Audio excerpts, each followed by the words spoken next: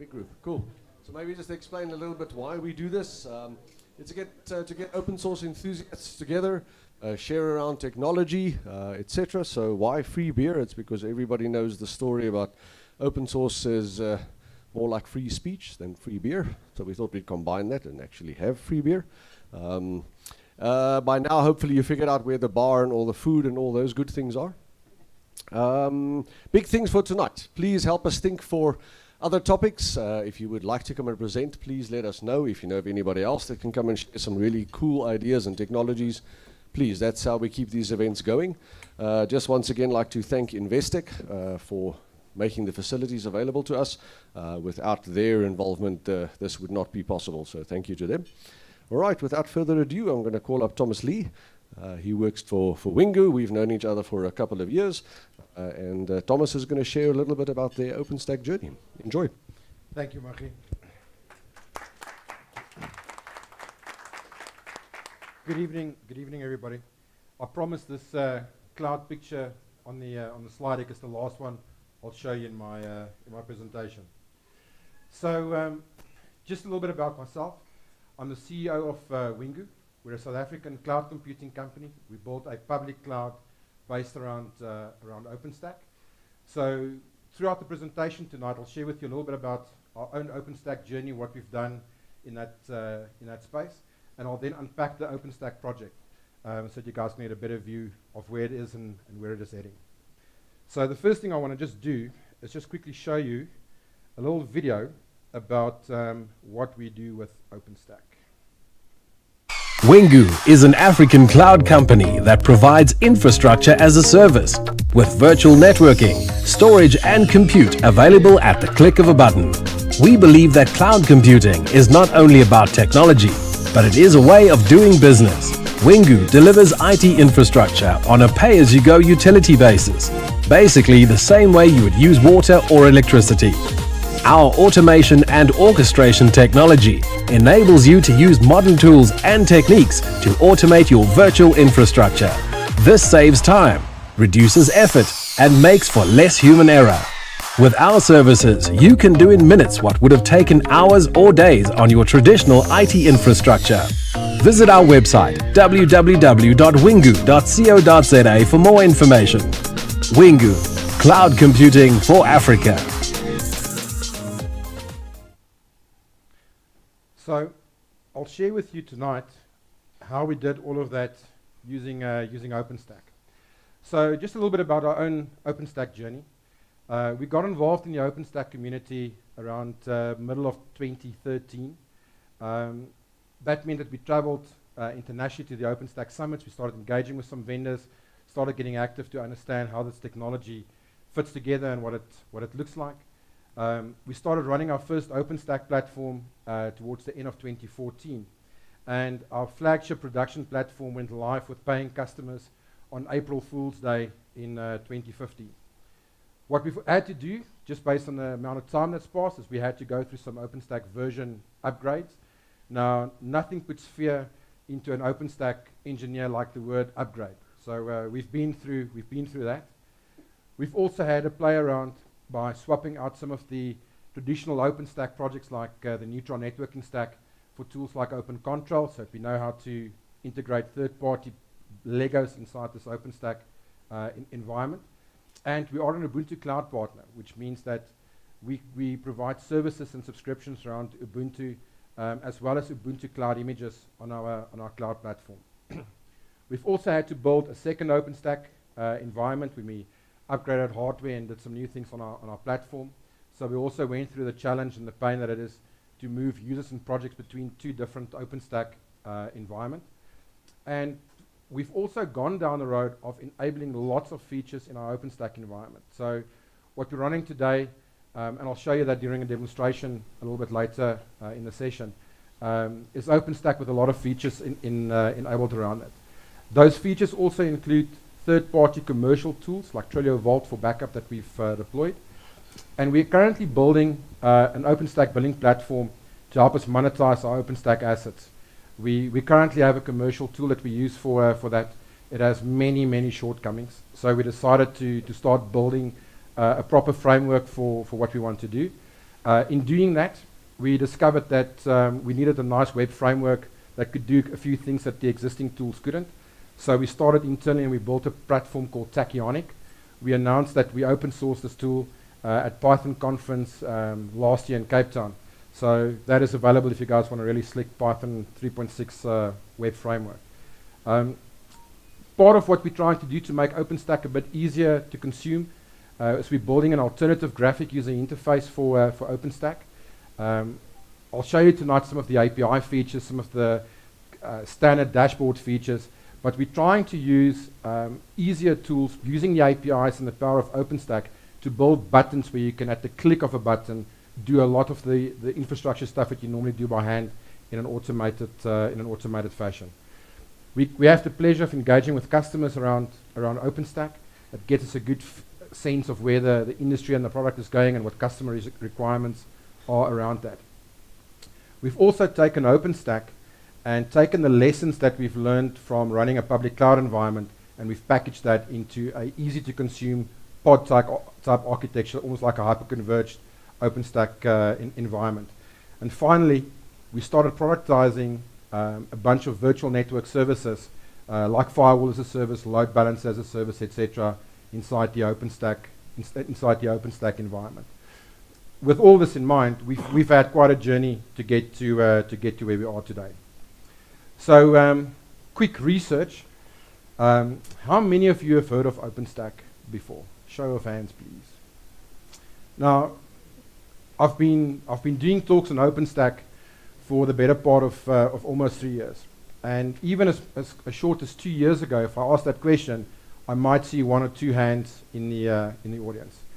Now, how many of you have tried deploying OpenStack to either a test or a dev type environment?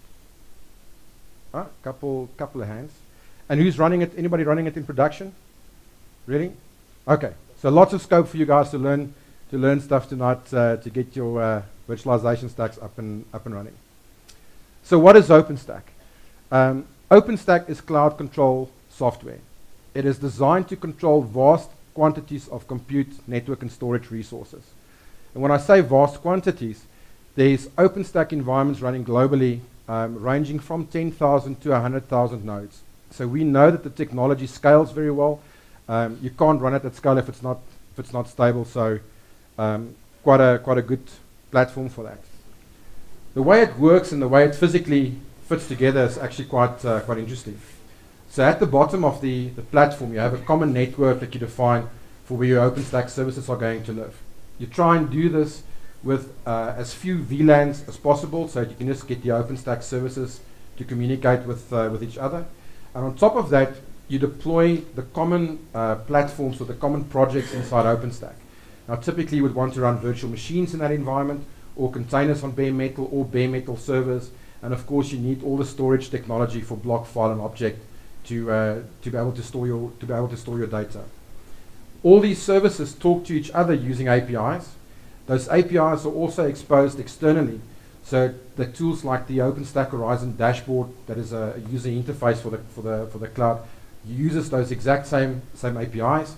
You can instrument the network or the platform using the APIs, and ultimately you can expose those APIs to applications as well. So what OpenStack is not a product. Don't think you can go to openstack.org and go and download a DVD image, burn it, click next on a server, and get OpenStack up and running. It is a complicated beast. I'll show you guys a little bit more about that.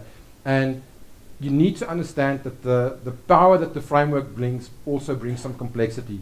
So a bit of planning and knowledge is required in order to get it up and running. So just some facts about OpenStack as a technology and as a project. In terms of building blocks or Legos for the project, there's currently 38 major pieces of software that makes up the OpenStack environment, including about another 20 or so currently in incubation where the specs are being written for that to ultimately be turned into software. It is the world's largest open source project. It is 100% developed in Python. And to give you a sense of the scale of how big it is, for the latest release, not for Queens, for the Python, the 16th release, About 7,000 individuals contributed code to this project and about 300 companies. But I want to put that company number into perspective for you. Those 300 companies include the likes of Walmart that has 7,000 engineers working on OpenStack on their own.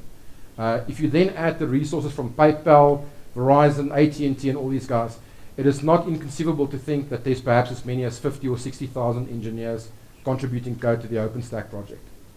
Because of that, there is rapid feature velocity in this environment. And this is the reason why you get a new version of OpenStack every 6 months. Now, if you were to compare that with the release cadence of some of its traditional enterprise virtualization competitors, then you see why there's such a big drive that if you want to be on the cutting edge, that OpenStack is the product for you. There's tons of large-scale reference customers for the technology. Please go and have a look at openstack.org user stories, where you will find some case studies about how customers deploy the technology, what they do with it, how they run it, the scale at which they run it, and so forth. What's also nice now is that, like with other technology out in the market that gains traction in the enterprise and in the carrier space, there is now certification available for OpenStack. I know some of the guys here in my heckling crew are busy doing the OpenStack certification, so you can do that as a career certification. And I promise you, if you have an OpenStack cert on your CV, you'll be courted for job opportunities like you can't believe. So get cracking on the studies. The project is also very, very well documented on docs.openstack. It's the reason why guys like us publish the OpenStack version that we run our platform on. It's pointless for us to try and replicate the documentation effort of the community. So we point our users to the OpenStack documentation because we deliver a very vanilla version of OpenStack. So how does OpenStack fit together? So we now have a world where we have the big tent of OpenStack. Because there's so many projects and things, it became quite difficult to understand what fits where. At the core of the OpenStack environment, we have about 6 or 8 key projects that we find in almost 95% of OpenStack deployments. Around that, we have the extended projects. Now, typically in those environments, you would find things that deal with things like serverless computing, so database as a service, messaging queues as a service, and so forth.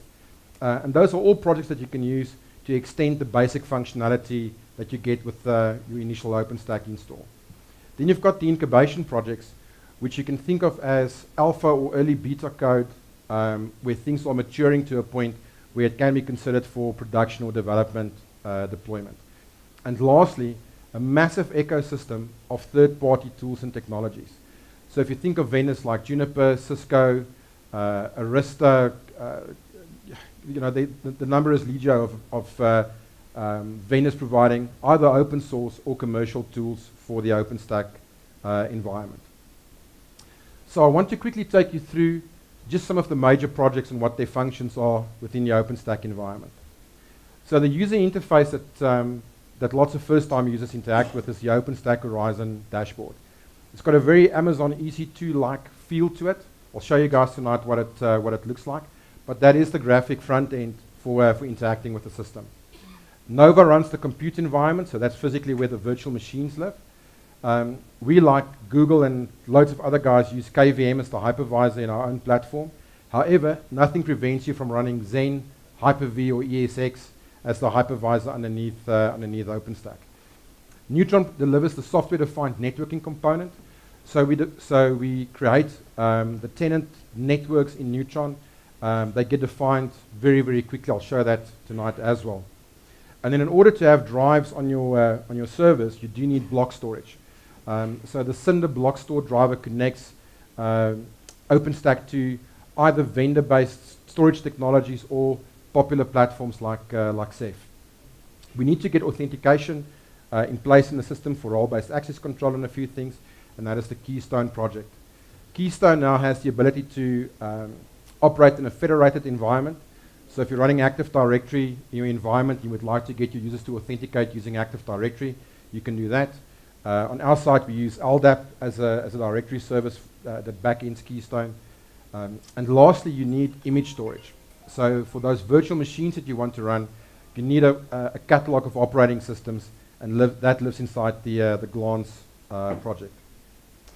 If we look at some of the extended projects, I'm confident to say that these are all production-ready code that you can run. I'm not going to go into them in big detail. I'll just highlight one or two of them. Database as a service is something that we're seeing increasingly become more popular for customers. So instead of spinning up a server, installing some version of SQL or a database on that machine, simply connect to the database as a service. Because there's so much noise in the industry about containers, I know that Michi and the guys do lots of stuff on Docker as well. Magnum is a container orchestration service for OpenStack. So this is something you can use in your OpenStack environment in addition to or as an alternative to things like Kubernetes or Docker Swarm, for instance. And then the heat orchestration tool allows you a lot of flexibility when you want to automate things in the environment. So if you go to our website, you'll find a video of a presentation that I did last year at the Python conference, where during the time that it took me to do the talk in about 5 minutes or so, we showcased that our end goal was to have a web server running with the Django framework on it running a web application. And we executed about 10 lines of Python code to connect onto the OpenStack environment. That in turn created a heat orchestration stack. The stack created all the networking components, all the security rules, created the key pair, spun up the web server. Once the web server came live, it ran all the system updates, so sudo apt-get for the Linux environment, pulled down the latest version of Ansible, which connected to our GitHub repository, pulled down a playbook, installed Nginx as the web server, Django on top of that, and ultimately the app. And all of that took about 5 minutes.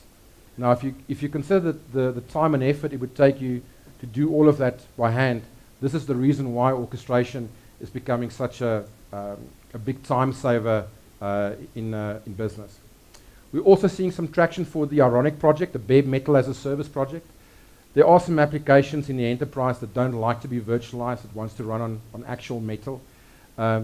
Using the Ironic project, you can ultimately provision physical server resources in the same way that you would provision virtual machines in the OpenStack environment.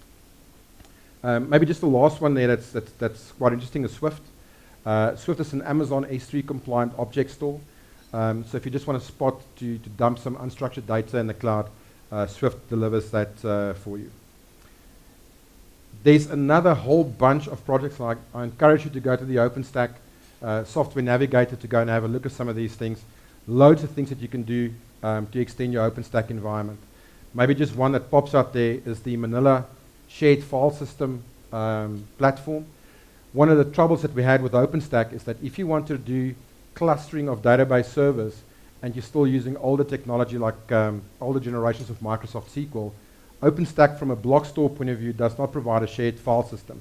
So this is a way for OpenStack to get that shared file system technology so that these database clusters can talk to a uniform single file system. Lastly, the third-party tools in the environment are varied. That relates from security tools, virtual network functions for the environment, software-defined network plugins, management tools, monitoring tools, multi-cloud management tools, tons and tons of things from that catalog point of view. The way it gets delivered, it's either as pure open source or in the way that OpenControl gets delivered. The software code is identical between OpenControl and Juniper Control, but if you buy the Juniper version, you get commercial grade 24/7 support with it. So when you look at these tools, you'll also find that for tools like Cloudify, for instance, there's an open source version which is identical to the commercial version, just without the support. The interesting thing that's happening in that space is that we are seeing a lot of new players into the cloud business. If you consider the case of firewalls, for instance, traditionally you would go and buy a firewall appliance, buy the licensing for a few years upfront, etc. What we're now seeing in the OpenStack world is we are seeing cloud technology being applied to tools like firewalls, along with a cloud economics model. So no more buy your license annually upfront. If you run the thing for 5 minutes, pay for 5 minutes. So lots of interesting things happening in there if you want to go and check out some new and interesting vendors in that space. The important thing to do, though, is like with all of these projects, is once you define what you want, check your dependencies on other projects in OpenStack and their versions. If you try and build on the latest release like Queens, you are going to have some problems with some of these third-party tools because they aren't as quick on the draw as the OpenStack community. So, as a summary, the best plan here is to know the use case that you're going to have for OpenStack. Use that to plan your project so that you know exactly what you're going to need going forward. So now that we know what the OpenStack environment looks like, how do we go about actually building OpenStack to get it into production? The first choice that you've got to make is you've got to decide if you're building OpenStack based on its classic architecture, where storage, compute, and networking components are pulled apart, or whether you're going to be building a hyper-converged architecture where storage and compute resides in the same footprint box. The numbers that I give you in terms of the number of servers that it requires is this is if you want to build a hyper-converged or a classic environment that is vendor supported. Nothing prevents you from running OpenStack on a far lesser number of nodes than what we specify here. So typically for hyper-converged, there's 12 nodes that you run. All the OpenStack services are distributed across these 12 nodes. Every node basically runs everything. It does have some scale issues in terms of single node performance, and hyperconverged is really recommended if you're building small clouds or your first cloud, for instance. OpenStack Classic basically pulls the storage and compute environments away from each other so that you can scale storage and compute independently. So if you're in an environment where you expect a lot of storage to be used in your on your backend, you can actually scale storage independently of compute. Where in the hyperconverged world, you're going to have to add a brick, and that might come with either unwanted compute or unwanted storage to maintain that architecture. Once you've decided on that, it's time to choose your deployment weapon. Either Salt, Canonical's Juju platform, or Red Hat's Ansible tool to be the deployment tool for your OpenStack environment. I'm going to delve into the hardware just on the next couple of slides, but basically what you need is 10 gigabit Ethernet switches to enable the communication between the various services, especially between storage and compute where you want high performance. It doesn't mean that you can't build OpenStack with less hardware than this. This is, again, if you want to build production-grade platforms, this is what it requires. For the out-of-band management, where you do IPMI management on the servers or the like, go and crap there in your old IT closet, grab a 24-port 1 gig switch that you chucked away a long time ago. That'll work fine for that. When it comes to the server environment, Supermicro, Dell, and HP are very, very well supported. Most of the OpenStack commercial vendors will publish bills of material for these vendors. Personally, we like Supermicro. It means that we don't have to pay for a bunch of enterprise management tools around the hardware that we're not going to use in the OpenStack world anyway. From a specification point of view, looking again at platforms that scale quite well, if you want to have that economy of scale, 768 gigs of RAM per server, Xeon E5 processors, lots of 10 gig Ethernet interfaces. This is for proper production deployment. And then the nodes of the roles of the nodes that you deploy, you have control nodes that run all the OpenStack services. You've got your compute nodes for your virtual machine environment. If you deploy Ceph as a storage technology, it also goes by the name of things like SUSE Enterprise Storage, etc. You've got storage monitors. Shout out. We've got storage monitors that you size according to the amount of storage nodes that you ultimately run. So if we look at the hardware in a bit more detail, try and use commodity x86 hardware as much as you can. And the one thing to try and avoid is do not use blade servers. Blade servers rely on shared storage, which becomes a nightmare to maintain and manage in your OpenStack environment. You've got to go back and create LUNs and things that you don't necessarily want. Pancake servers, in terms of hardware with disks in them, works perfectly well from an OpenStack point of view. The networking performance is always good to have. If you now go and buy new switches from scratch, just check out the pricing. 25 gigabit per second ports are now the same price as 10 gigabit. So make sure you buy, if you can, the faster switch. They are backwards compatible with 10 gig. In our own environment, we run 40 gigabits per second on the backplane where we virtual chassis the switches, just so that we've got a nice fast pipe between all the services. If you can, buy a kit with extended VXLAN support. We use VXLAN as the overlay network technology as opposed to VLANs, which doesn't scale as well. If you buy vendors like Arista, they've got endpoint support for VXLAN on those boxes. If your budget stretch to that, get it. Otherwise, you can buy normal white box 10 gig switches. When it comes to the storage side of things, use machines that are disk rich. If you go for Swift as an object store, go for cheap and deep technology there. So chassis can take lots and lots of drives because you've got no performance requirement for Swift. It just needs to be there, it needs to be cheap to run, and it needs to be plentiful from a storage point of view. For Ceph, you want to have a bit more balance in performance, so 10,000 RPM disks if you can. No more than 36 disks per chassis, otherwise you start getting controller card bottlenecks on the platform. There's another interesting option now, the road that we are currently embarking on, and that is that we are putting no more investment into any spinning disk in our environment. If we look at the total cost of ownership for storage platforms and technology, in our environment, all flash storage has now become 20% cheaper than running disk-based systems. They consume a lot less space in the data center, they generate a lot less heat, so it's more effective to cool, they consume a lot less energy. So when you look at all of that factored in, check out solid-state storage. There's lots of vendors to choose from. Most of them will have Cinder support so that you can plug it into OpenStack. We like SolidFire simply because it came out of Rackspace, one of the world's largest OpenStack environments, and we know it's a great fit for OpenStack environments. Key is to check if you can set disk input-output operations per second, SLAs, and quality of service, so that you don't get affected by things like noisy neighbors where you've got a very busy virtual machine impacting on the performance of machines adjacent to it. And again, probably like with my statement earlier on blade service, try and avoid traditional SAN technology as far as you possibly can. Everything gets defined in software in OpenStack. The last thing that you want to do is to have the overhead of managing traditional storage arrays with LUN management and the like. Also on the flash side, they now do great dedupe and compression inline. Typically, you can run ratios of about 4:1.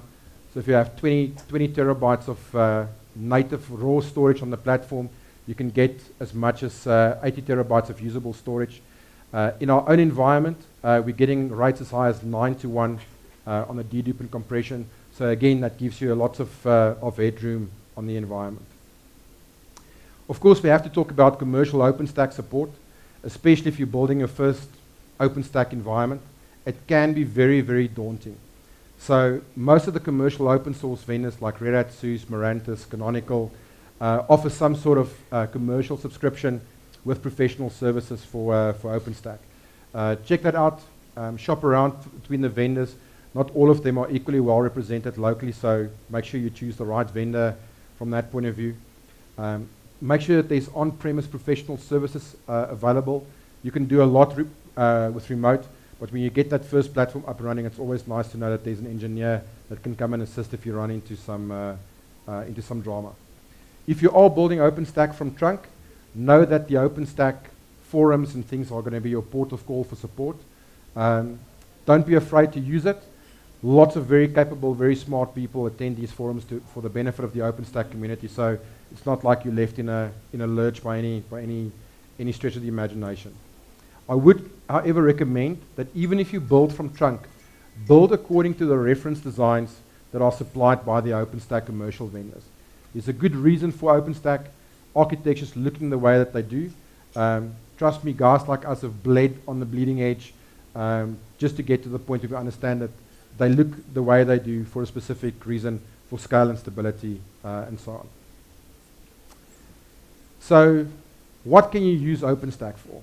Because that is obviously the reason why you want to go and do stuff.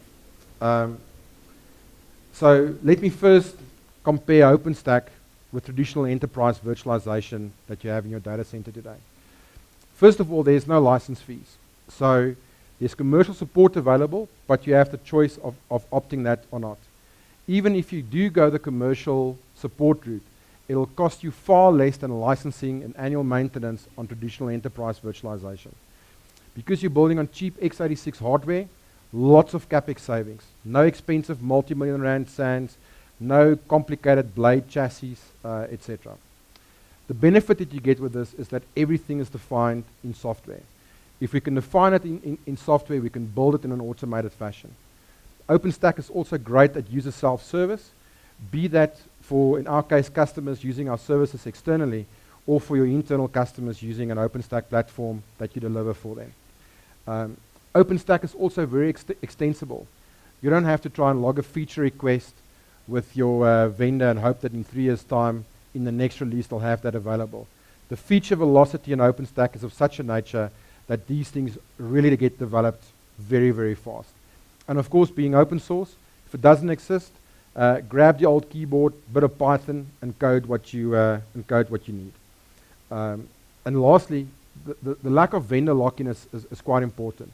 You can really make smart choices that suit your business because you're not locked into any hardware vendor, any software vendor with this approach. There's pretty much 4 major use cases for OpenStack environments. First of all is obviously what we all try and do internally in our organizations, and that is to run private cloud. The idea there is that you can service the business by rapidly self-provisioned resources within limits, otherwise everybody just goes bananas and abandons their infrastructure. And because it's API driven, again the story of automation comes into play. Public cloud, if you feel like building a Wingu, OpenStack is a great fit for doing that, and it gives customers the way to put OpenStack in their hands on a pay-as-you-consume basis. Community clouds is something that we're starting to see more and more as a use case. So think of education as an environment where schools can have their own cloud environment where they get the benefit of educational pricing for commercial licensing. It's enclosed just for those environments. So that no third parties can gain access to the tools and for student safety, etc., where universities, for instance, or TVET colleges or schools can share a community-built cloud. The one that is by far the most interesting to us, certainly at this point in time, is the telecommunications industry and internet service provider industry. OpenStack is revolutionizing the way in which your carrier is building their services. And I want to give you a very simple example of that. If you were to order a firewall for your network today from any one of your ISP partners, chances are that they won't have it in stock. If they don't have it in stock, the distributor also doesn't have it in stock based on the volatility of the rand. So you wait 3 to 4 weeks for that stock to arrive. Once it arrives at the carrier, it needs to be pre-configured, and then someone needs to do a truck roll to get to your site to go and deploy that firewall. You've got downtime on the network as you're breaking cables and plumbing in things and configuring. So from the time that you place the order until the firewall is actually on your site, it's about 6 weeks, give or take.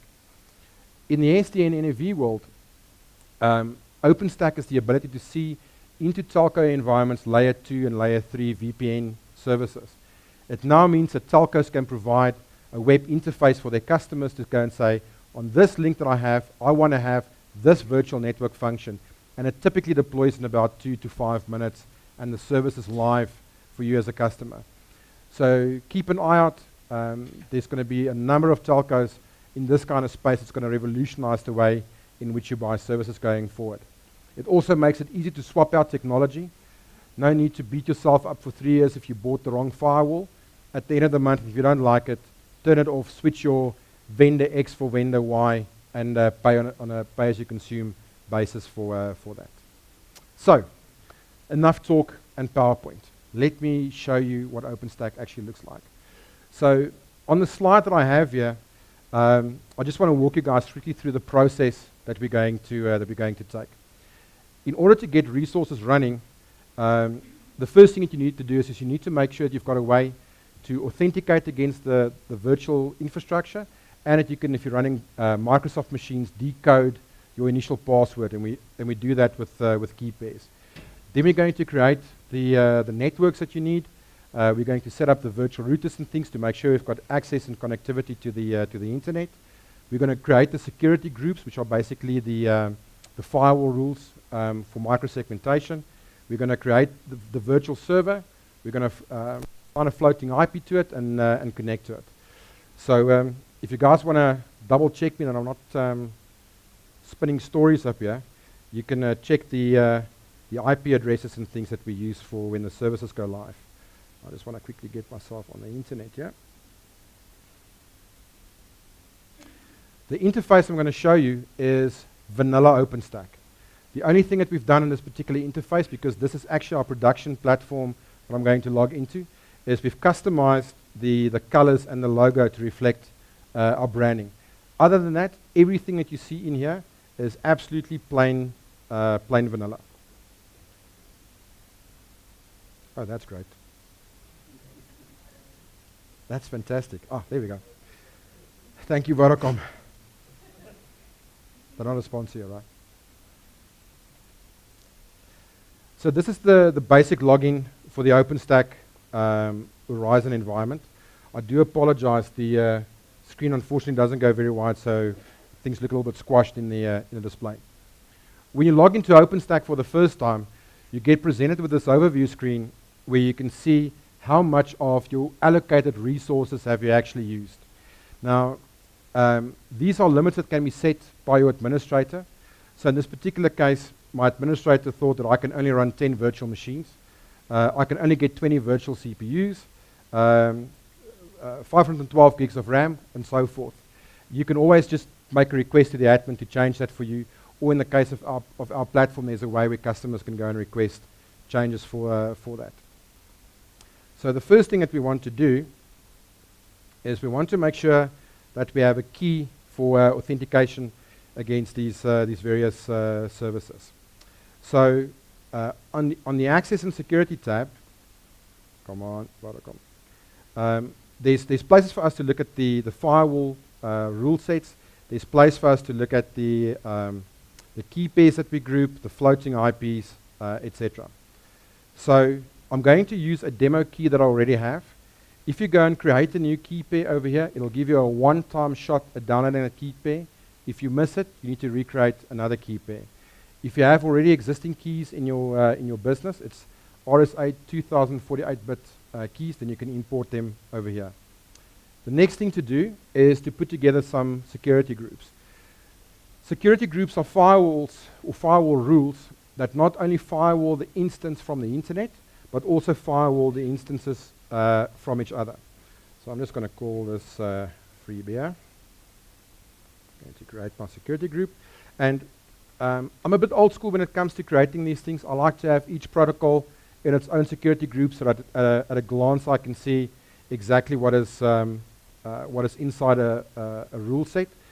For the sake of demonstration, I'm going to just create all of those in one group, especially since my 3G connection is not as fast as I would like it. By default, we set up a rule for egress, which means that any traffic generated from the virtual machine will have a route back. I'm going to just add three things into this. I'm going to add HTTP. I'm going to add SSH for authentication, and I'm going to add ICMP.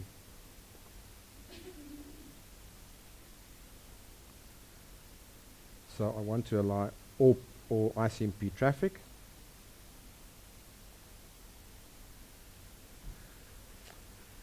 Some web traffic over there.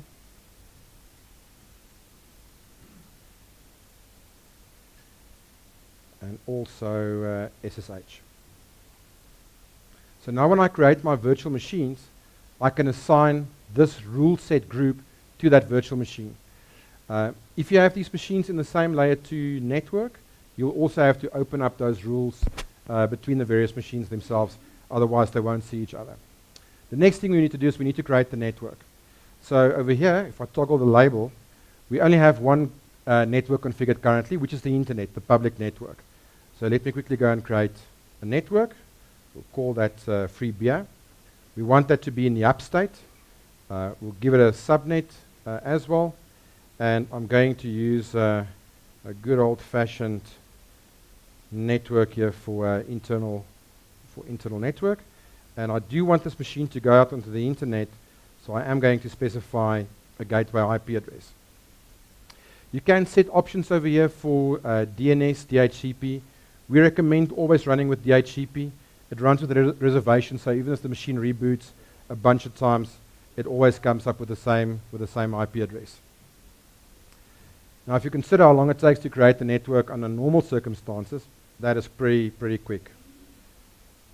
I'm going to create my router, which I'm going to connect to the internet. And then finally, I'm going to take that freshly created router and I'm going to connect it to my network. And once done, I now have a fully functioning network on the go. Now, one of the things that you might want to do inside your own environment is to try and automate this so that users who might not be as familiar with networking technology don't go and struggle through this process every single time. And there we go, network built. The next thing to do is we want to launch a server instance of some sort.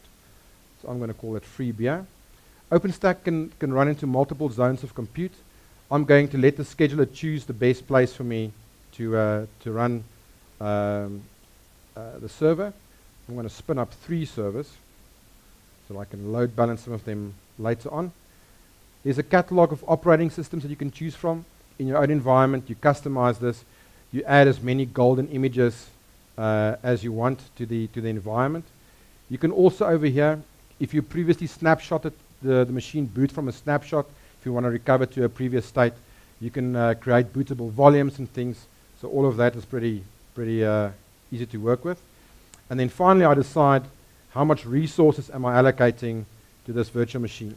So I'll go with 2 virtual CPUs, 4 gigs of RAM, and 50 gigs of root disk. This is what we've chosen for our users. In your own OpenStack environment, you can go and define this based on any resource collections that you want. I only have one network in this demo environment. If I had 2 networks, it would have been the same as sticking 2 network cards in that virtual server. And what I'm going to do here is I'm going to apply the security group with those 3 ports that I created earlier for my access. I'm going to create my demo RSA key, so the system will be built with that authentication in. There's also customization scripts that you can execute over here. So if you want to write some code for this, a good plan is to use Cloud Init, which is what we use in our environment as well. So you can create scripting, so that at creation time, the server will go and do a whole bunch of things automatically for you. And finally, you can also assign some metadata to go and describe this particular machine set. So you can tag all your web servers, all your database servers, etc.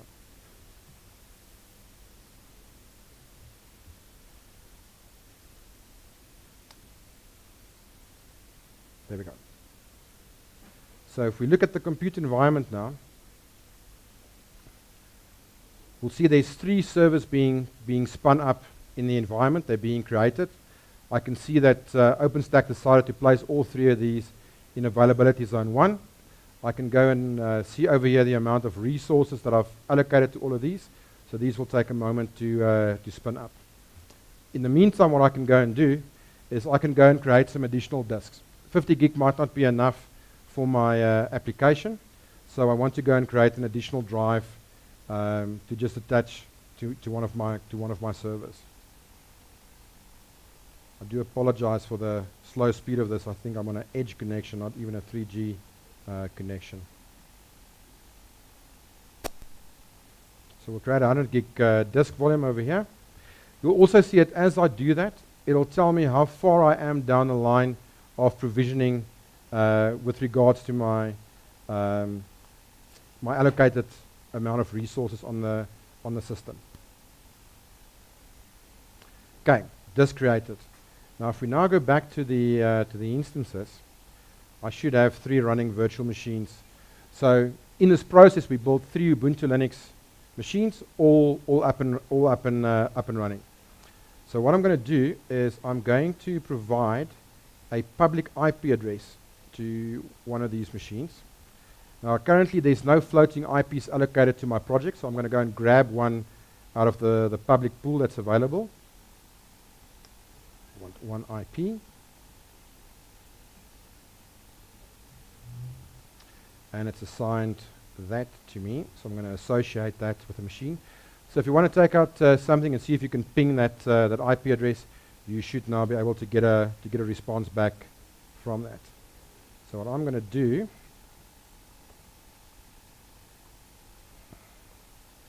I'm going to log into a directory on my machine where my key lives, and I'm going to quickly authenticate against that machine.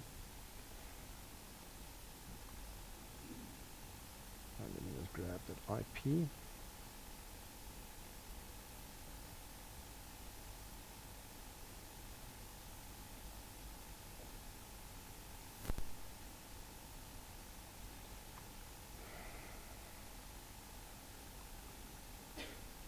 Okay, so now I've got an SSH connection coming up on that server. So it literally was this quick to get that virtual machine up and running. So I want to make sure that we can quickly install a web server on this. So I'm just going to run the basic updates quickly. And if you want to double check me on that IP address, there should be no web server running on that.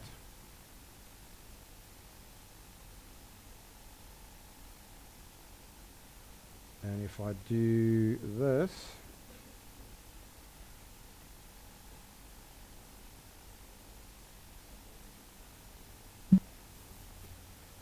I'll install the web server. So the moment this is done, you should see the standard Apache web page come up on that IP address.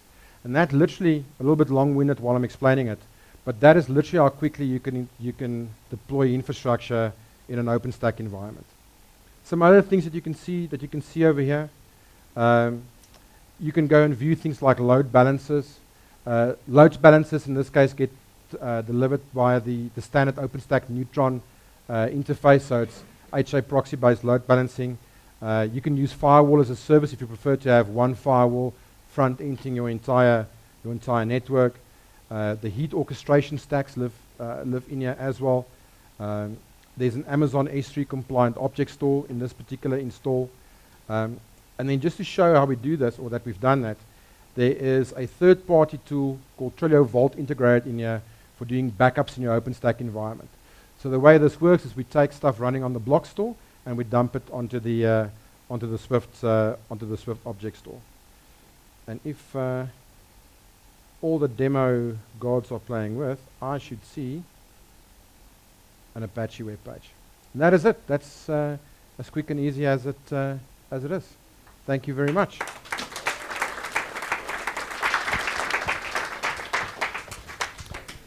Thank you, Thomas. Any questions for Thomas? Yes.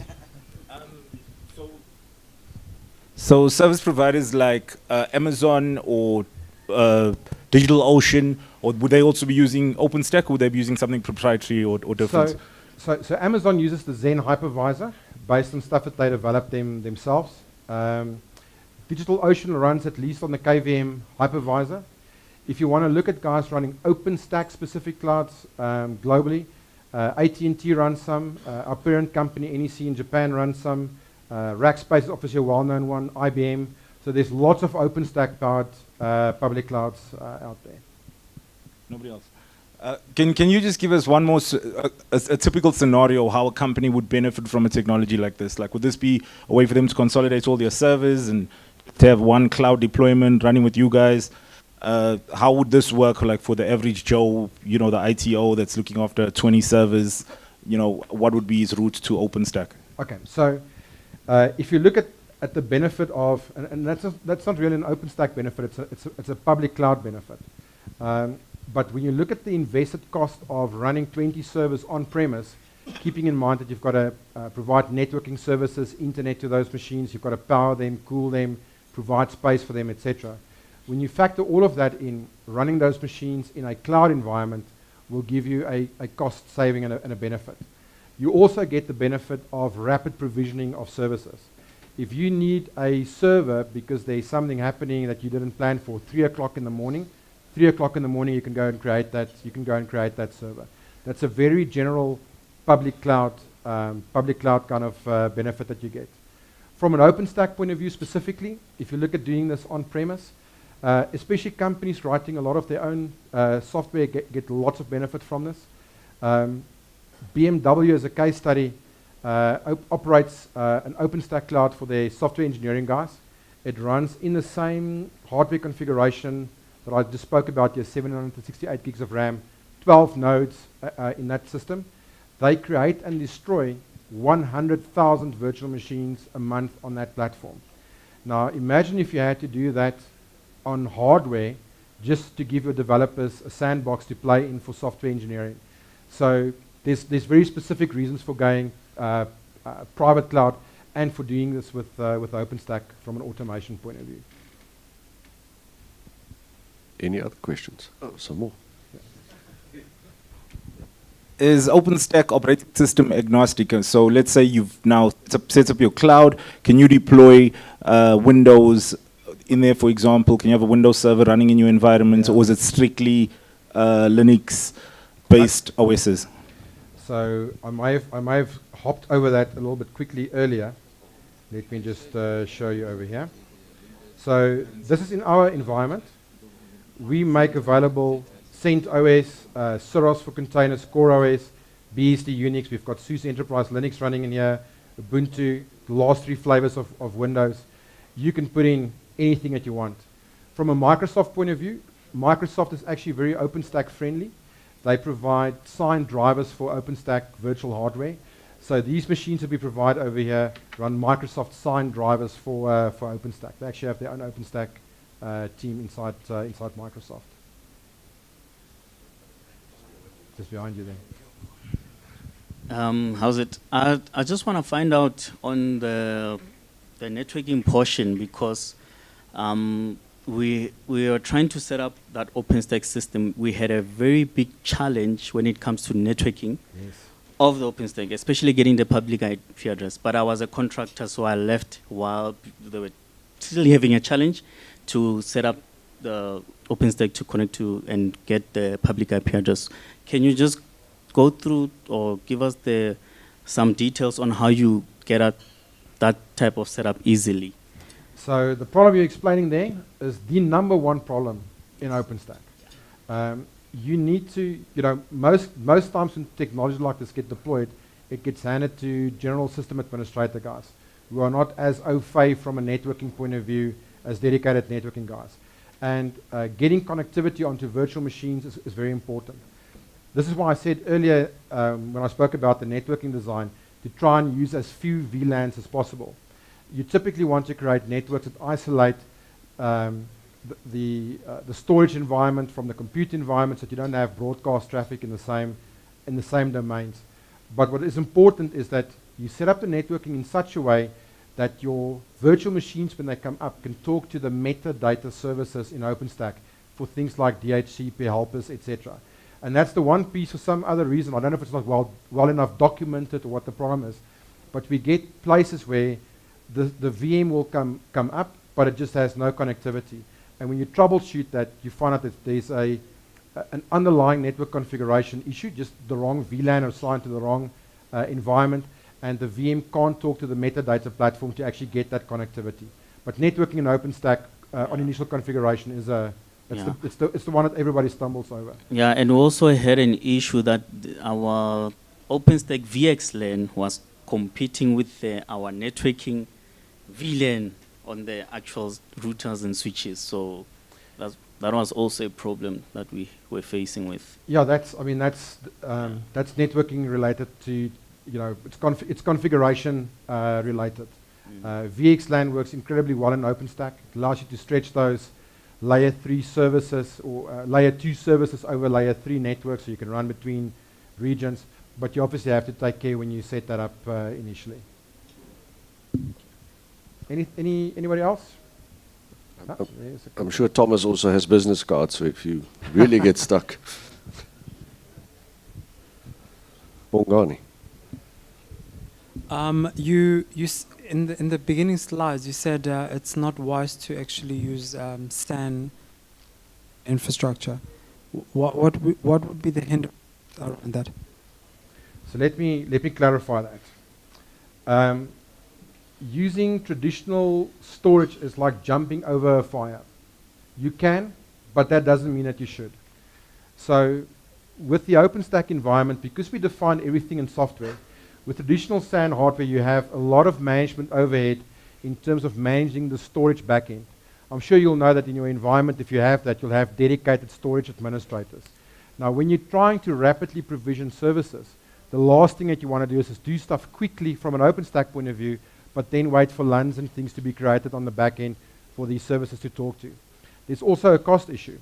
If you consider the price per gig of delivering storage on OpenStack using pancakes, servers with 10 or 24 or 36 drives, when you look at the cost per gig, it is by an order of magnitude cheaper than running SAN environments. So from our point of view, why battle with the cost and the management overhead of using SANs when you can just run on commodity x86 storage platforms? And because you scale it out, the performance is actually just the same. A spinning disk in a SAN is not faster than the same spinning disk inside an OpenStack Ceph environment.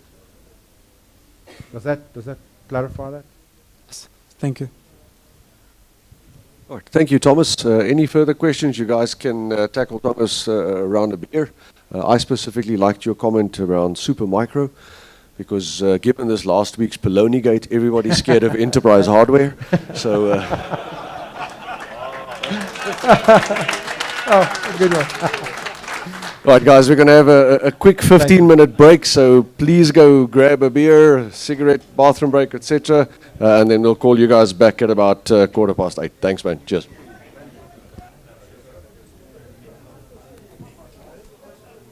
All right, guys, next up we have Dave Rampersad. He works for a company called Striper, and he's going to tell us a little bit more about artificial intelligence and within the security realm. Dave, over to you.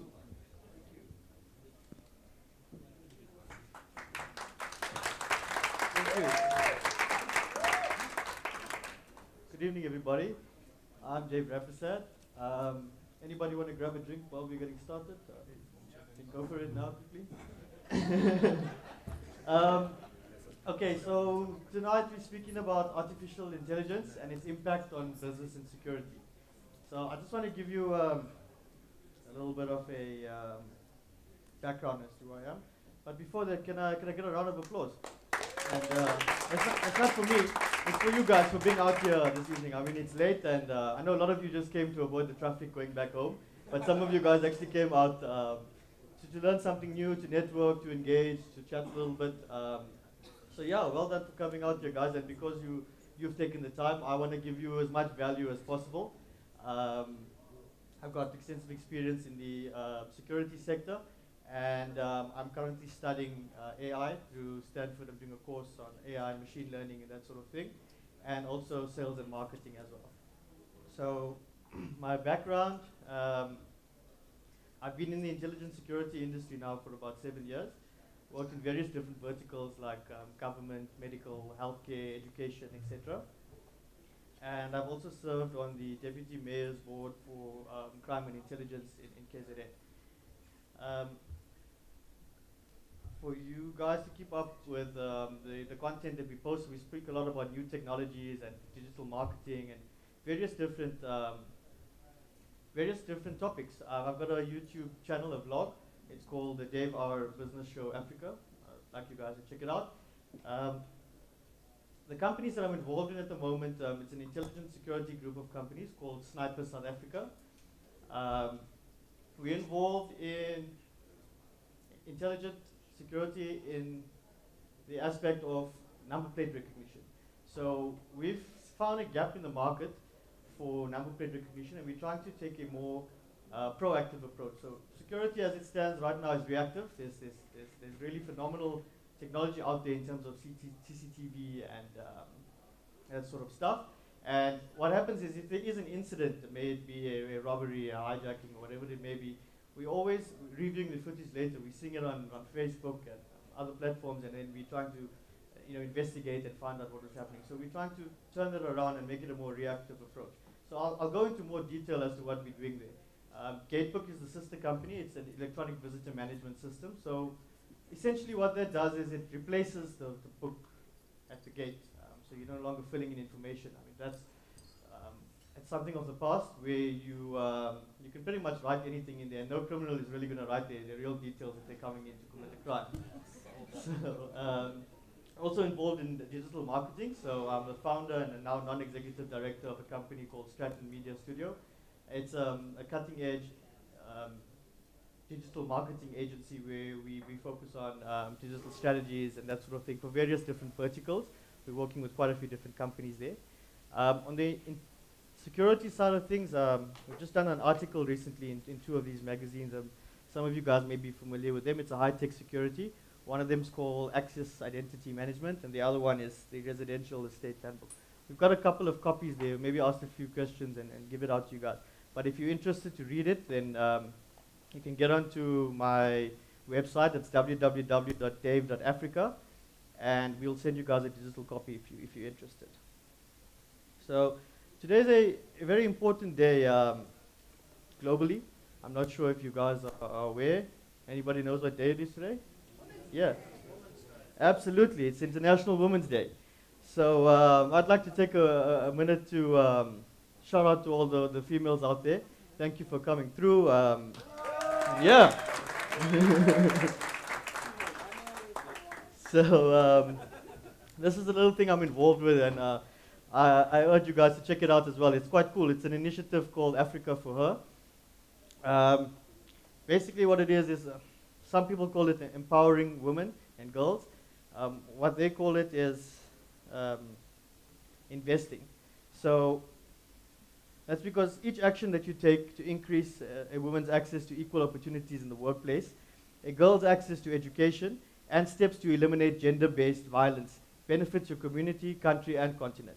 So this year, the Press for Progress, the 2018 edition, the trending hashtag is Africa for Her. It's dedicated to supporting female entrepreneurs by raising awareness and raising awareness of the challenges that women entrepreneurs face, and also empowering you to take positive action to address those challenges. So I'm an advocate for this, and what I'm pledging to do is to create an entrepreneur support network. So if there's any female entrepreneurs that you do know out there who could be of benefit from what I'm doing in terms of what I've explained to you guys, please feel free to reach out to me at that website right there. Okay, so back to the topic, artificial intelligence. So what exactly is AI? Anybody want to give me a definition of what your perception of AI is, maybe? Robotic systems. Yes, that's a good one. That is a good example of AI. So the definition that I've summarized up for you guys today is artificial intelligence is a collection of advanced technologies that allows machines to sense, comprehend, act, and learn. So if you were to think big data coupled with cloud connectivity and also the Internet of Things. So it's a combination of all three of those things. So it's set to transform businesses in the way we haven't seen since the Industrial Revolution. Fundamentally, reinventing how businesses are run going forward, and also reinventing the way that they compete and thrive. When implemented holistically, these technologies help improve productivity, lower costs, by unlocking creative jobs and creating new growth opportunities. I want to show you guys a little video of a company that we're now working with. They're a strategic partner of Sniper South Africa. And what are they doing in the AI space? And maybe you can think about how it could affect your business or the clients that you deal with, etc.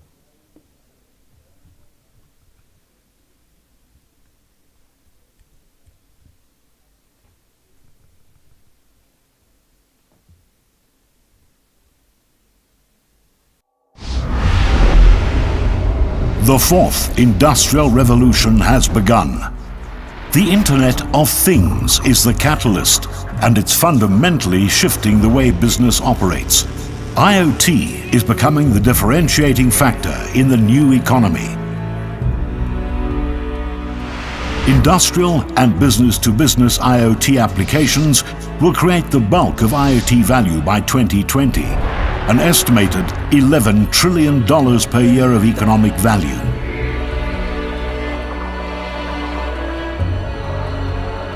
According to McKinsey, interoperability is necessary to create up to 60% of that potential value. Right now, very little of that is happening.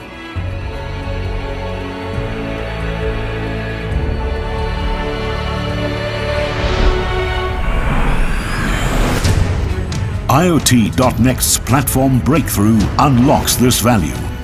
The innovation is that the platform creates enterprise-wide data connectivity between new data sources, sensors, or things.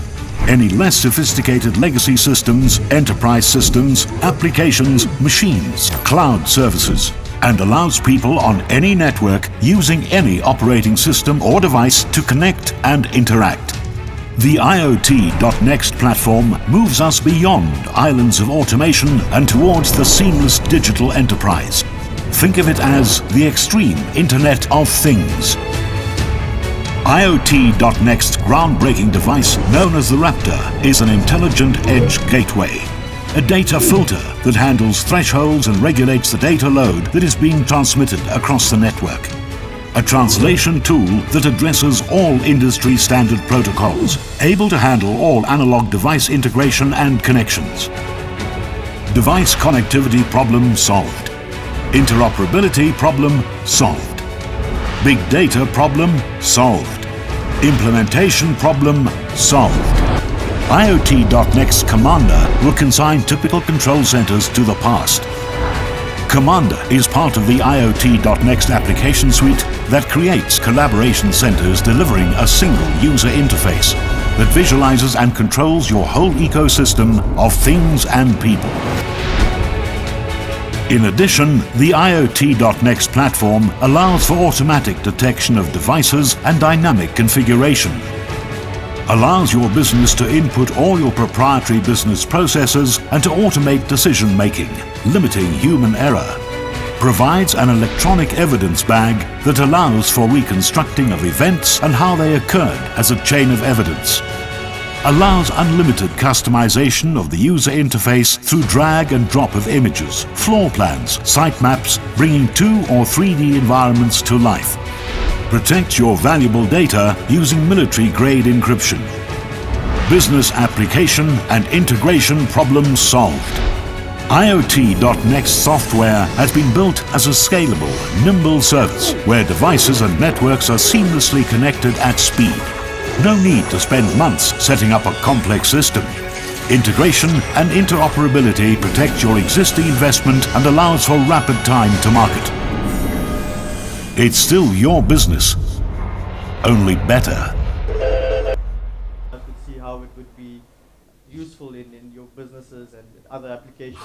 So these guys specifically, IoT.Next, they're one of our strategic partners. We're working with them in the mining sector, manufacturing, retail, etc. So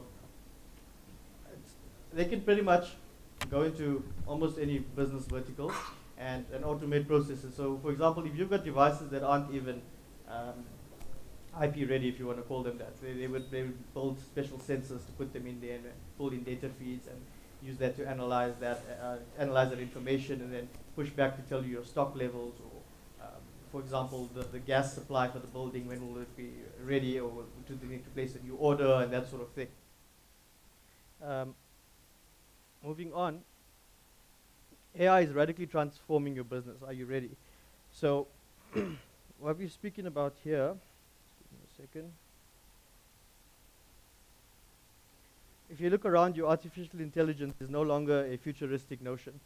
It's here right now, such as software that senses what we need, supply chains that think in real time, and robots that respond to changes in the environment. 21st century pioneer companies are already using AI to innovate and grow fast.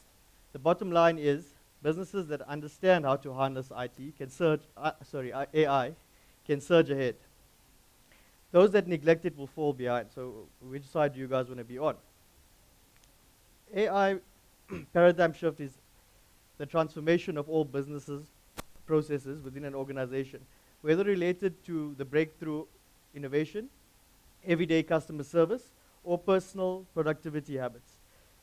As robots and smart machines collaborate ever more closely, work processes become more fluid and adaptive, enabling companies to change them on the fly or completely reimagine them. AI is changing all the rules of how companies operate. So in the next slide, we speak about how AI is defined, and there's various different platforms that it can be utilized in. If we look at its basic form, which is sense, comprehend, and act, and then the technologies, things like computer vision, audio processing, sensor processing, speech to text. I mean, a simple thing like Siri. A lot of us in the room here use Siri, but I can guarantee we don't use it to its full capabilities. The amazing thing about a product like that is its machine learning capabilities. When it started off, it was just a product that was more suited for the American market. And when we try to speak to Siri, Siri doesn't really understand us. And now there's Siri in different languages, with different countries. And with the machine learning capabilities, I mean, the more you speak to it, the more it understands the way you comprehend, and it can understand you better. It can understand your tasks better. There's various other applications, and due to its open platform nature, I mean, the possibilities are endless. If we look at the applications, we've got gesture recognition, video analytics, recommendation systems, bots, and the list goes on.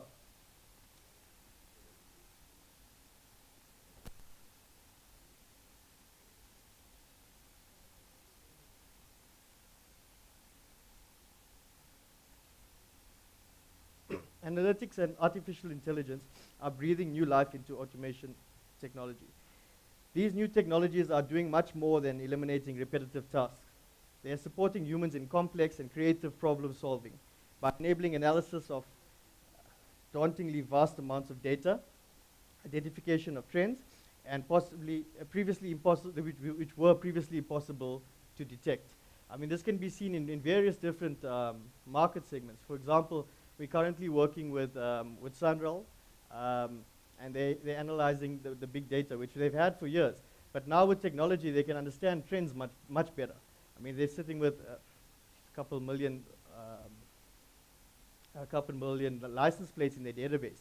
But now they can track information to see the destinations that were traveled, how often were routes traveled, and then use that for future planning of roads and et cetera, infrastructure development. Intelligent automation is clearly a game changer. When it comes to improving complex problem solving, risk analysis, and business decision making, it enables employees to achieve significant productivity gains, as much as 30 to 40%, even in functions that are currently already automated. I just want to show you guys another video now, speaking a little bit more about the next industrial revolution, because we've already been to 3, and this is the 4th one.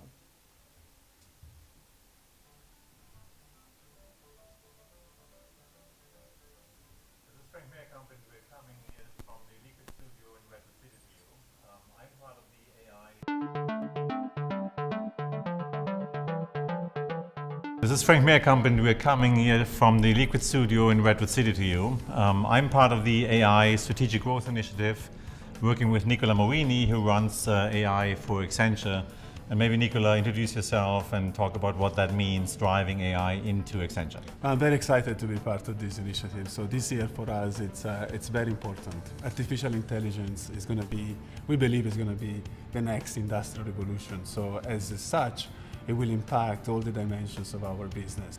The Liquid Studios are pretty much the physical realization, right, of this innovation architecture.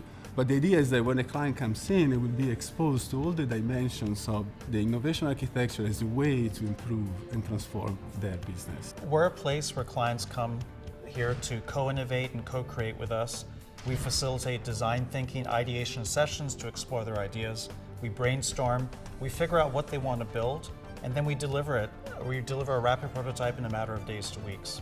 So when there is advancements in one technology, but there is value about connecting all these technology. For example, we have a demo here in the studio, which is Amelia, right? Amelia is a virtual agent. When I put on the HoloLens, I can see a hologram of Amelia. I can ask her a question.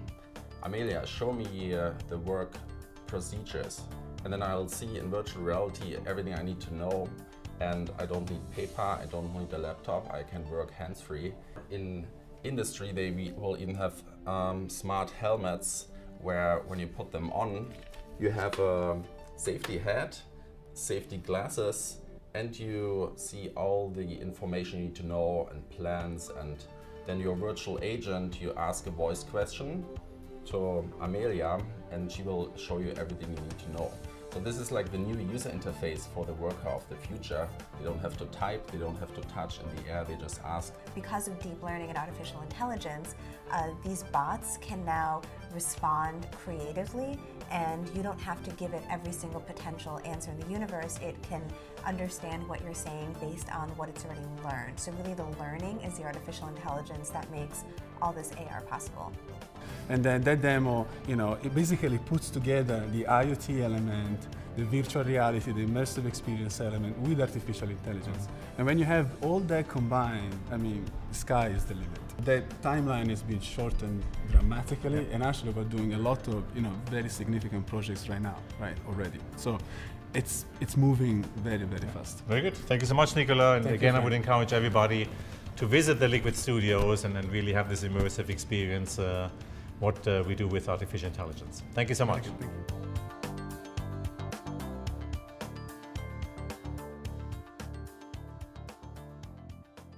Speaking about unleashing AI power. The steady decline in business profitability across multiple industries threatens to erode the future investment, innovation, and shareholder value. Fortunately, a new factor of production, artificial intelligence, is emerging which can help kickstart profitability. Following an earlier research study that was done by Accenture into the impact of AI on 12 developed economies, we assessed the effect of AI within 16 industries. The research shows that AI has the potential to boost rates of profitability by an average of 38% and could lead to an economical boost of $14 trillion. That's massive, and that's predicted by the year 2035. So that's really phenomenal. The next slide, we're going to speak about AIQ. It's called the AI quotient. So I'll just quickly jump ahead. This is how the quotient works. So there's two axes. You've got the inventor, observer, collaborative inventor, and the collaborator. So this is typically breaking down businesses. So this study was comprised of 200 companies, and only 17% strike the right balance between in-house AI innovation and external collaboration. That's fewer than 1 in 5. So if you look at typically what is an observer type of business, it's you're still on the sidelines, looking onto it. You don't invest too much of your time in AI capability, neither do you collaborate. So that's typically what you find with big corporates, which is starting to change as they obviously see the benefit of AI and what it can do for business processes. And you look at the medium AIQ, which is inventors, they typically invest a lot of their in-house AI innovation, but they do not really collaborate with others. Then you've got a medium AIQ collaborator, which is typically a company that will collaborate well in the digital ecosystem to develop AI solutions, but don't invest too much in their own AI technologies. And then lastly, you've got a collaborative innovator, which is a company who really has the winning combination. So it's got good AI innovation and strong tactical collaboration with others as well. So that's typically where businesses need to fit in order to thrive in the AI space, of the AI industrial revolution. So moving forward, I put together a couple of tips from my research in terms of how businesses can benefit from AI. I've just got one more little video to show you guys. This is also one of our technology partners or strategic partners that we work with that has made massive inroads into AI.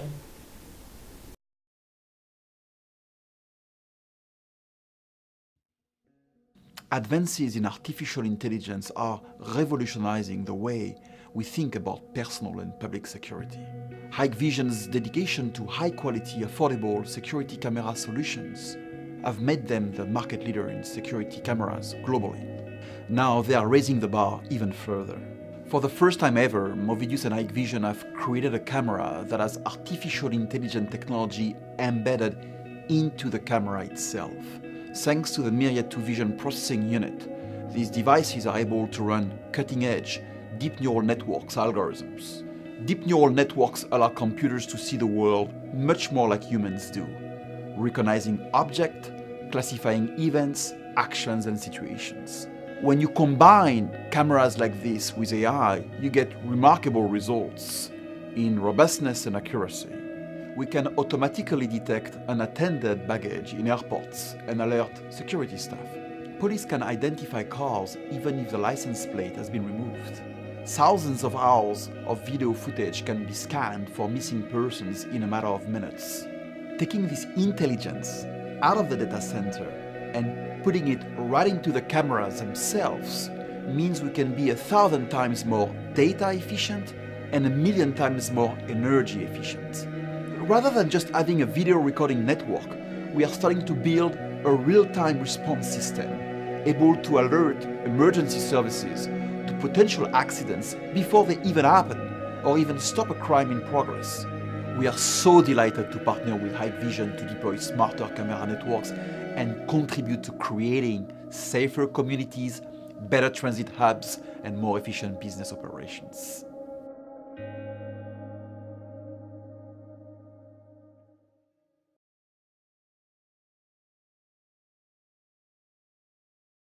So I play in this space on a daily basis. They are one of our technology partners. We're doing quite a few different things. So I'm going to touch on a little bit about Sniper and the company that I'm with at the moment. What we're doing with the actual hardware. So they've got a specific camera that's it's built to read number plates. So this camera's technology, or the engine that it runs on, is that can read alphanumeric characters. So it worked previously in other regions abroad, but we've sat with them and we've trialed thousands of number plates, and now we've got it to like a 98% accuracy. So it was pretty much impossible to get to 100, but with the 98% accuracy, I mean, we can then get this number plate in all different lighting and weather conditions. So even if you've got a truck with bright headlights shining against it, you get the number plate. So what we do with this at Sniper South Africa is we take the number plate and we push it into our database, which sits in the cloud. And we've also developed a mobile app. So this is targeted at the security industry, shopping centers, shopping malls, communities, businesses, residential estates. And if a vehicle drives in and the number plate is scanned and this vehicle has been involved in a crime, the security personnel will get a notification. So we've built relationships with law enforcement, and we now have a dial-in into law enforcement databases. So for example, if the vehicle was involved in a robbery, a hijacking, a remote jamming case, it's now taking a proactive approach. So you know about it within a second. It's between a second and 1.5 seconds that you get that notification. So we've recently done an integration into Google Maps, and you can then now navigate to that specific camera point. So we currently deployed systems all over the country at all different vertical markets as well. And that's typically what Sniper does in a nutshell. So the technology is evolving. I mean, the camera that you guys just saw in the video now, that camera can do facial recognition. We were just talking about that outside. And, well, yeah. so they're working on that. They've scanned 500,000 South African faces. So this is the issue that they have. They brought the product in and they tried to scan, and they've scanned South Africans. We are a very diverse nation. Yeah. So it worked in Asia and Europe and that sort of thing. And then what they've done is now to build the machine learning and get that algorithm going, they scan about 500,000 faces, and now they're comfortable to take this to market. So what they're actually doing is it's not only going to be used as a security tool. This is going to be used as a marketing tool. They're taking it out now to the retail sector. So they're soon going to be building customer profiles on all of us here. So how many times you come in, oh, okay, you like castles, you like black labels, and when you walk in there, the ad will be displayed like welcome Lebo, we have a special on Windhoeks, for example. That's pretty much where it's going. It's not just they've now digressed out of security and it's moving into a marketing sort of product. So that's pretty much what we do at Sniper. We're currently working on a project where we're trying to get this out onto all of the main roads and the toll roads and that sort of thing.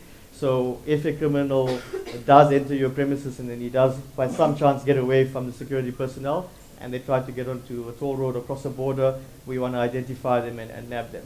So I don't know if you guys saw that video that was trending on Facebook a couple of weeks ago of that guy that he pressed the button and his number plate disappeared. It turned black. It was here in Joburg. So we're working on something for that as well. So far, there's been one person that we've seen with that technology, but we're trying to create now a notification to tell you where there's no plates. So it's also very useful for us in the farming sector with all of the farm murders and stuff that's been going on. So we're working a lot with them in various regions across the country, like Bethlehem, Limpopo, Eastern, Nottingham, various different regions. So they're getting together as a community. They're deploying our software, which doesn't cost an arm and a leg because we're looking here to get massive market share and we want to secure as much of South Africa that we can. So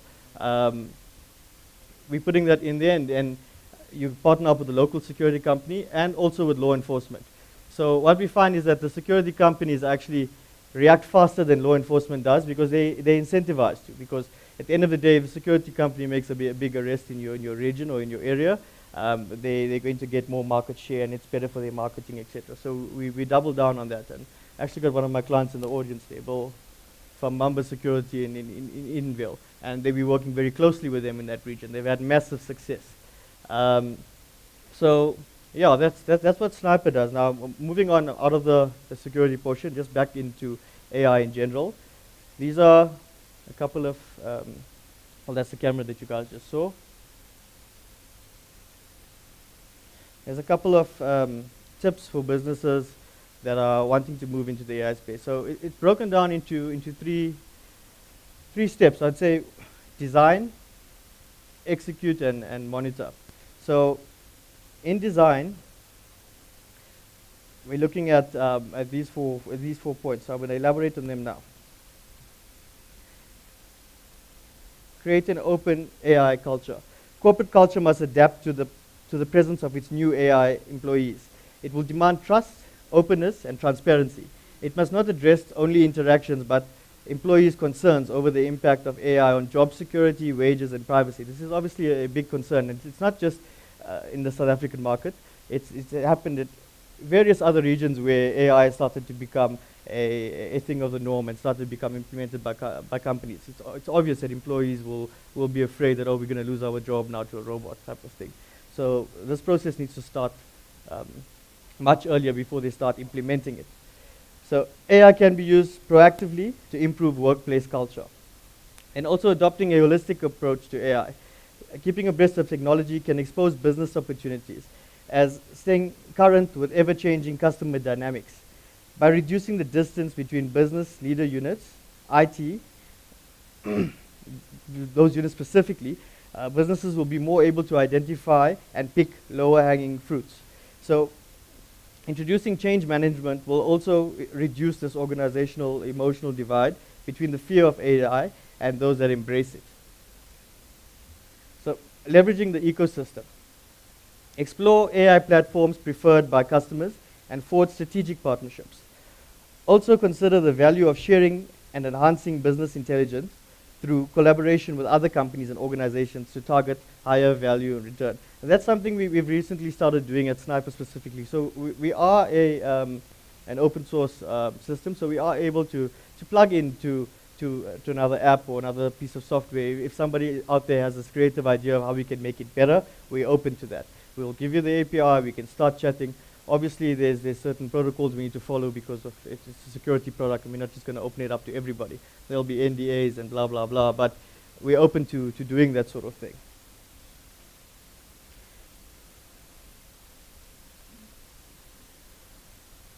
Take the crowd into the cloud. So cloud technologies have provided an opportunity to scale rapidly with lower computing costs and without the confines of internal IT structures. The next step in innovation will be to combine crowdsourced data in the cloud with AI capabilities and create new disruptive business opportunities. So we internally, as our company, we've really embraced this. So both of our products are cloud-based. We just see it as the way forward. So the next point we're going to speak about is the execution of this. So to reinvent HR into here, human and AI resources. As AI becomes part of the workforce, HR leadership will play a much bigger role in business strategy and innovation, as well as accumulate a greater technical understanding of AI technologies and how these will shape the future of work. The HR function will need to incorporate AI technologies in all aspects of its work, from hiring all the way to retirement. Converge data for intelligence. The true value of AI will not be found in, say, an algorithm or a neural network itself. It rather will be found in a way of data intelligence, the way data intelligence transforms businesses. The performance of AI will depend on the quality and the amount of data available. It will also depend on the ability to converge and make sense of the data from sources such as IoT sensors, social networks, and various other sources. In addition to focusing on data security, regulations, and governance, chief data officers must construct an integrated end-to-end data supply chain to maximize the value derived from enterprise data. So this will also increase the impact of the value actually derived from AI. So the next point is learn with machines. AI will transform not only what people learn, but also how they learn.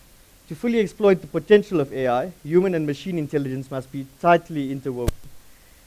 With AI taking over mundane and low value added tasks, a skills gap will open between young professionals and older workers, favoring workers with experience and placing emphasis on human abilities such as judgment, communication, creative thinking, which all complement AI technologies. So to take a step beyond automation, with recent strides in AI, companies tend to step beyond automation to harness the intelligence of dynamic self-learning and self-governing machines. These means enabling AI-powered machines to self-diagnose technical failures, order replacement parts, and anticipate maintenance needs. So this just goes back to my reference to the company called IoT.next. So they would go into, for example, the mining sector, and they would deploy all of these sensors onto their hardware and their devices, and then this would now make it an intelligent device. So although it's a device that was like 50 years old, they're able to add some technology to it to enhance its processes and also its technical capabilities. And the last portion or step in terms of implementation of AI into your business is monitor. So this is a very important portion. It's pointless implementing these strategies and these tools, but not monitoring them. So you've got to measure your return on algorithms. CFOs will need a new toolbox of metrics to properly assess the return on AI. Unlike traditional assets that depreciate over time, the AI assets with its self-learning technologies will gain value as time passes. But because of the learning nature of AI, it stems from a yet-to-be determined sources. So this complexity may deter AI investment decisions, underlining the new thinking, new terminology, capital expenditure, and valuation models. Then we move on to analyze and audit the performance of AI against key value-driven metrics with respect to algorithm accountability, bias, and cybersecurity, of course.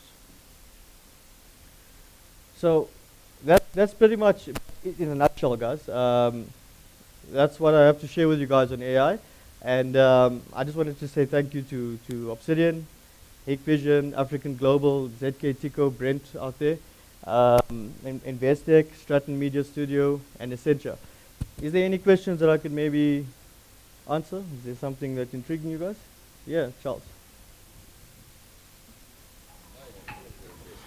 Can you tell us a little bit more about the AI technology stack that you're using? I mean, you're using an open source platform. I mean, Elon Musk came out with OpenAI. Is that something that we can integrate with yet? So are you guys using it, or are you using like Watson in the cloud? Or you haven't spoken too much about the actual technical facets of the artificial 100%. intelligence. I'd just like to know a little bit more about Okay. what kind of AI, is it open source? Are there open source algorithms? What does the open source AI landscape look like? 100%. Thanks. Okay, that's a good question. So currently with Hikvision, all of that is handled via them, that video that I showed you guys about the camera. So they've got a R&D team of about 9,000 R&D engineers, and we channel that through them. So I can't go into detail with you in terms of the technical nitty-gritty stuff. I'm the sales director. But I'm getting there, so we are improving those skills, but I'm glad to have a chat with you afterwards, and I can put you in touch with our CTO. And yeah, we can chat. We're keen to open up the door and maybe look at some possible integration or where your mind may be going. Yeah, we could chat. Anybody else? I think we had another question over there. Hello, Dave. Hi. So I just shoot with your question. Over here. Hi. How's it? Good, and you? Good. Dave, I just want to ask you, as you know, the way the economies are going and everything that is being said about some of our small businesses, Yes. contributing more to the economy. And as a small business, I've always heard about this AI, and you explained it so nicely. Thank you. My question is, I want to take advantage of this AI and maybe do something about my company. Sure. I'm looking into lots of things like management of livestock and things like that. Okay. I hear you talking about the number plates. But my question is, you also spoke about trust. When you that company IoT.next on Yes, the other yes, video, and they say according to McKinsey, Yes. this and that and that. And right there, for me as a small business, if I'm gonna trust the information from McKinsey Yeah. with the recent developments. No, I hear you. I hear you. Yeah, it's gonna be. It's not gonna be radical. It's gonna be unradical, if you know what I mean. So this is very interesting, but again, Okay. I It's don't 21 hours. It Okay, is, it serious. is. Okay, now I hear you. I hear Yes, you. that's the first question that I cannot. I understand how you explain the IoT.next and AI in general, and for my business, if I want to go further or engage and interact with this kind of products, and the way you explain that they are open source, so I expect they will be affordable for a black man. So the problem is McKinsey. My second question, last question, is in terms of this, the model, the tips that you gave us. Yes. Thank you very much. But in terms of those model, so far, what about the compliance issues? Yes. From those POPI Act. Yes, yes. That's a And good when question. you approve, if I partner with you to a certain small corner of my wealth, you know what I mean? Yes, yes. Somewhere down there. And then we go together, and the customer wants to know how compliant are you, because I'm sure this POPI Act is Yes, bringing a lot, yes, and yes. there's GDPR one. There's lots of trouble. How close are you? Even now, you're saying you're scanning our number plates. We don't even know of it. Yes. As far as POPI is concerned, I'm a scared black man.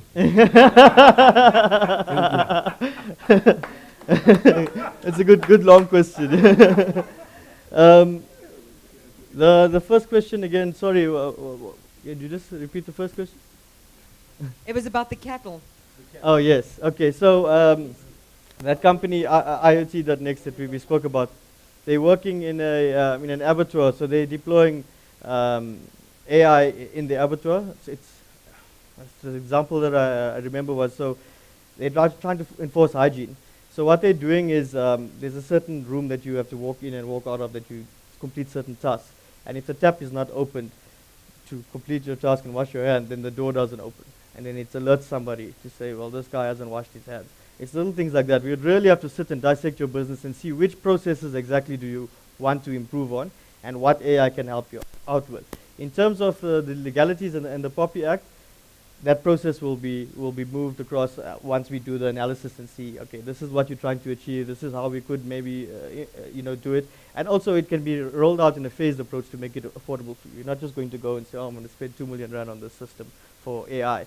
You can look at it as a phased approach. What can we start with now? Just the smallest one. See a little bit of ROI and then get money back out of it and then move on to the next task. So these guys that I work with, they are specific to IoT. So we can definitely arrange a consultation with you, can introduce you to them, and they can sit down and understand your business and see what you're trying to achieve. Yeah, that was just an example. IoT is local. Yeah. Can I go next? Sure. Okay, so when we first came this evening, I had hives at the thought of being in a room of intelligent people. And I probably wouldn't understand what was going on. I didn't know that OpenStack came in vanilla, by the way. Does it come in extreme chocolate? But on a serious note, I think just to build on your question, I mean, I'm a radio journalist. We have callers who live in kind of agricultural regions who are worried about cattle, straying across a highway and getting run over. I don't know if there are applications for farmers in those sectors where there's kind of free grazing to, prevent accidents from happening. But on a serious note, just to tie in again with his question around Poppy, I think it's really great that we're moving to a more securitized state in a way that benefits people in a context of crime, like in our country. But the concerns for me are, how do we have the choice with regard to invasion of privacy to create, and maybe here's an idea, and I'm giving it to you free for all the clever people to develop. Is there a way for us to mask ourselves? Like, can you create technology? Like, if I don't want to be subject to facial recognition, can I have like a special, masquerading as Prada glasses that will make it impossible for you to scan my face or to recognize me? What is the freedom-loving citizens' pushback in a context of hyper-securitization? Okay, that's a very good question. To answer the first part in terms of the free grazing cattle, I mean, Brent and I were just chatting with a farming community recently about something very similar. So the technology that's out there right now, you can create virtual parameters. So the camera would look at the perimeter, or possibly a thermal camera. So even if it's dense trees and bush and that sort of thing, you can pick up the heat signatures of the animal, and then you draw the virtual barrier or perimeter, and then it will send off an alert to whoever's monitoring that cattle, for example, to their cell phone, as long as you've got an internet connection. And the second question regarding protecting our privacy, unfortunately, at this point, it's up to us to trust the companies that are playing around with these technologies, for them to be ethical. And Poppy does obviously govern some of it, but it's evolving so fast that the laws aren't out there yet to govern some of the things that the technology is capable of doing. So there is software and stuff that you can download to protect your privacy in terms of on your laptops and devices and that sort of thing. But for the technology that's out there, right now, it depends if the company that's deploying it is ethical, because they're able to access these products, and it's brought into the country. The technology is readily available, and it does. But the way that they do it is they will launch a product, and then all of a sudden there's new features that are enabled. So when it was initially imported, it didn't have certain features, and then it's now just a software update, and now it can do a whole lot of other things. So it works in other regions, and they start to implement it here. So there's a fine line between it, and some people unfortunately cross it.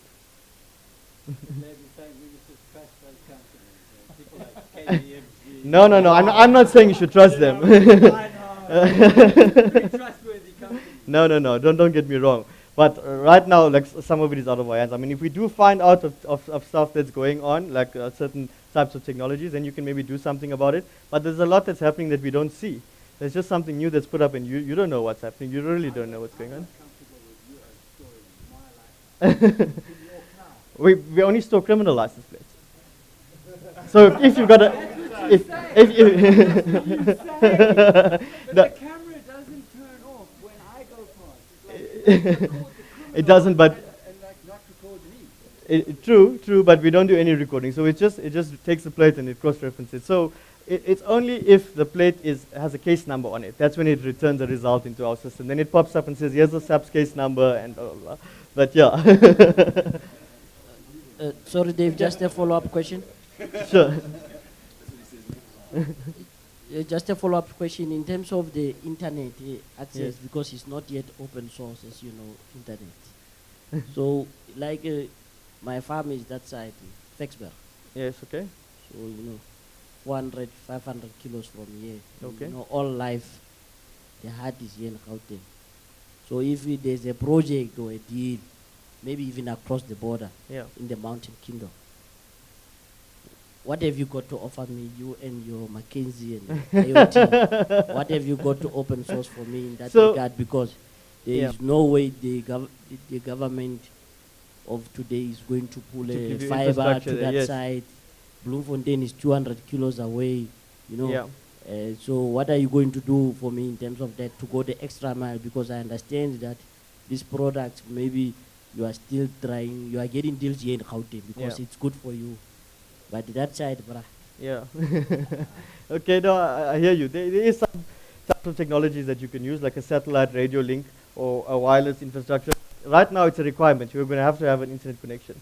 So I don't specifically deal with the IoT stuff. If we do get a project, then we bring in the professionals on that. So my company specifically is Sniper. So for us to assist you, we would need an internet connection. But there's a few options. Like I said, you're not completely stuck. You can look at a few different options, like a satellite link or wireless internet. Is it? Okay, no, then there's nothing I can do there, unfortunately. Okay, any more questions from anybody? All right, then with that. One more question, sorry. Yes. Can you use the mic, please? With regards to IoT.next, do you guys have an API? Are there any integration opportunities? Like, it looks like a very interesting technology. Sure. I can see lots of, it's like Lego blocks, really, for any processing environment. I'd just like to know, like, what are the opportunities there in terms of integration, services that are provided? What is the typical cost of a device if something is an analog device and doesn't have IP? Like your environment, is it a hosted service? Is it self-hosted? I'm just a bit interested in the technical aspects of that service. Thanks. Well, look, the entire solution that these guys offer is customizable, so they can't even give you a price. Now, it's not my company directly. They're a third party that we bring into solutions. So I can put you in touch with them, and they can give you a more holistic approach as to what they do. It really varies into every different vertical that they play in. The capabilities are pretty much endless in terms of what they can do, and I'm sure the pricing is also endless in terms of what they can bill you. But I wouldn't be able to give you that info because it's completely customizable for each separate solution that they put together. Sure.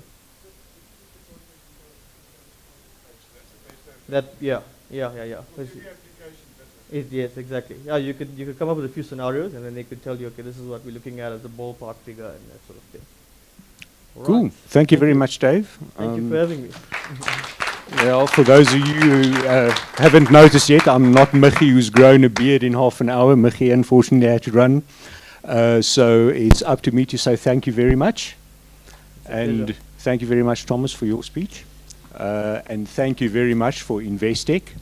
All the questions. And yes, thanks to Drymans over there for the beer, which made some people shout out their questions. Great, and I think the next free beer is scheduled for around the 17th of May. We are planning to have a bit more of a dev spin on that one, but we'll see which speakers we get lined up. So thank you very much, everybody, for attending. We hope to see you next time. Bring your friends and bring the open source cheer. Thanks. Bye-bye.